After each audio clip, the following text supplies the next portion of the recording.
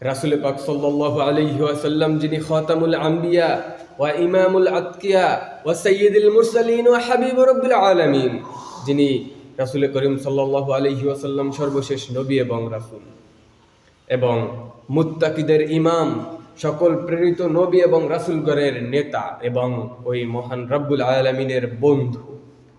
আল্লাহ রব্বুল আলামিন তার আদর্শের সাক্ষ্য দিয়ে সূরা আহজাবের 21 নম্বর আয়াতে বলেছেন, লাকাদ কানা লাকুম ফি রাসূলিল্লাহি উসওয়াতুন হাসানা, অর্থাৎ তোমাদের জন্য রাসূল মুহাম্মদ সাল্লাল্লাহু আলাইহি ওয়াসাল্লামের জীবনের মধ্যে রয়েছে উত্তম আদর্শ।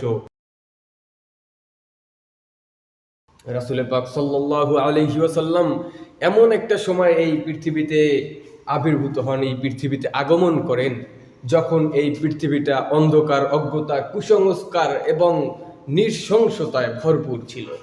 রাসূল পাক সাল্লাল্লাহু আলাইহি ওয়াসাল্লাম সেই সময় নূরের ঝাটকা নিয়ে, আলোর ঝাটকা, আলোর মশাল হাতে নিয়ে এই পৃথিবীতে ওই মক্কা শরীফে জন্মগ্রহণ করেন 570 খ্রিস্টাব্দে। রাসূল পাক সাল্লাল্লাহু আলাইহি ওয়াসাল্লামের নবুয়তের স্বীকৃতি দিয়ে আল্লাহ রাব্বুল আলামিন কুরআনে পাকে বলেছেন, কুল ইন্নামা আনা বাশারুম মিসলুকুম ইউহা ইলাইয়া ইন্নামা ইলাহু ওয়াহিদ, অর্থাৎ হে নবী আপনি বলুন, আমিও তোমাদের মতন একজন মানুষ, আমিও তোমাদের মতন একজন মানুষ, কিন্তু তোমার মধ্যে আর আমার মধ্যে পার্থক্য হলো এটাই যে আমার কাছে ওহী নাজিল হয়।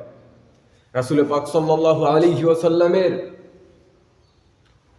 এই স্বীকৃতির পরে আর কোনো স্বীকৃতি থাকে না।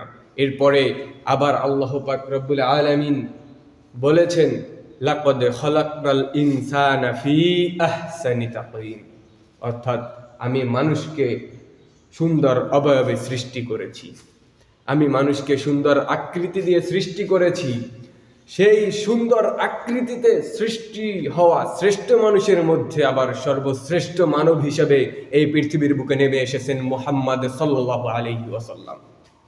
সম্মানিত উপস্থিতি, আল্লাহ রাব্বুল আলামিন বলেন, ওয়াআতি কুল্লাযী হাক্কিন হাক্কাহ, প্রত্যেক হকদারের হক আমাদেরকে যথাযথভাবে ফিরিয়ে দিতে হবে।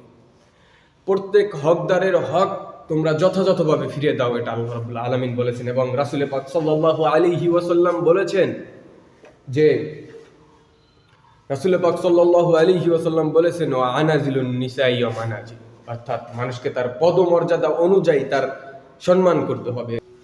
আমরা এখন এই পৃথিবীর বুকে যারা আছি, সেই 1500 বছর আগে আসা মুহাম্মদ সাল্লাল্লাহু আলাইহি ওয়াসাল্লাম, তার বিরুদ্ধে এখন বিভিন্নভাবে কটূক্তি করছি, তার বংশ, চরিত্র, মর্যাদা ইত্যাদি নিয়ে।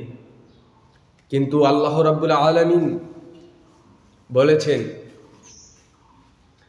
ইন্নাল্লাযীনা ইউযুনাল্লাহা রাসূলাহুম লাআনাহুমুল্লাহু ফিদ দুনিয়া ওয়াল আখিরা ওয়া আ'আদ্দা লাহুম আযাবান মুহিন, ওয়া আ'আদ্দা লাহুম আযাবান মুহিনা, অর্থাৎ আল্লাহ এবং তার রাসূলের প্রতি যে কটাক্ষ করবে তার জন্য রয়েছে দুনিয়া এবং আখিরাতের লানত, এবং তার জন্য রয়েছে অপমানকর শাস্তি।